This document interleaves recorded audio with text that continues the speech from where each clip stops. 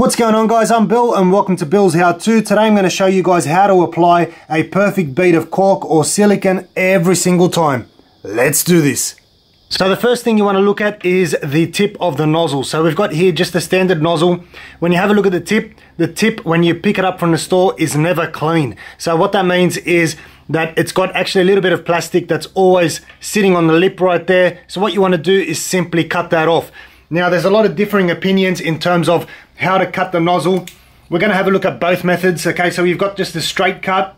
So if we cut this one here, just straight, nice, clean cut like that. Hopefully you guys can see that's now a perfect flat cut. Now, what I like to do is cut this on a 45-degree angle.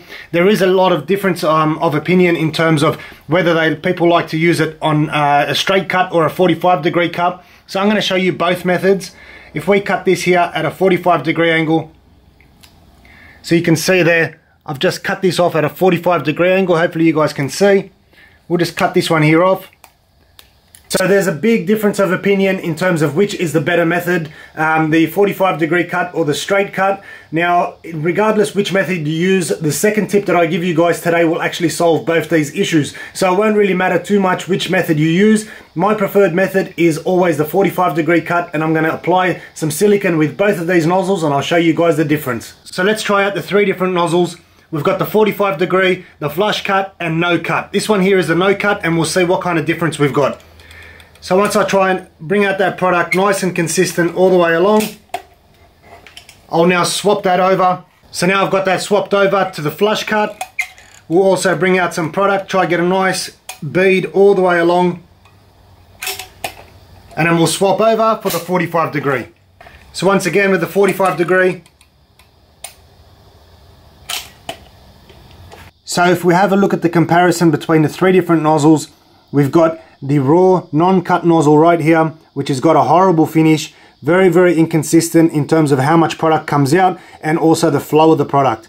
If we have a look at the other two, which were both cut, flush cut and 45-degree cut, they've got a very similar flow and very similar consistency. So that's exactly what we're after. These two here are the preferred methods. Regardless which one you choose to prefer, that's really up to you guys. However, either one that you pick, the next tip will help you get a perfect finish every single time.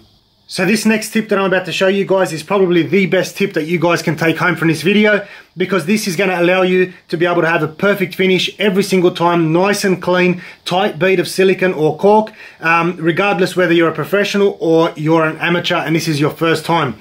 So what you want to do first and foremost is you want to have a nice steady bead all the way across. So when you apply that silicone, try not to move the gun back and forward, but even if you do, this tip will still save you from having an imperfect finish. So what I'm going to do, I'm going to have a nice steady flow halfway, and then I'm going to ruin it and start jerking it back and forward towards the end, and I'm going to show you how we're going to finish this off.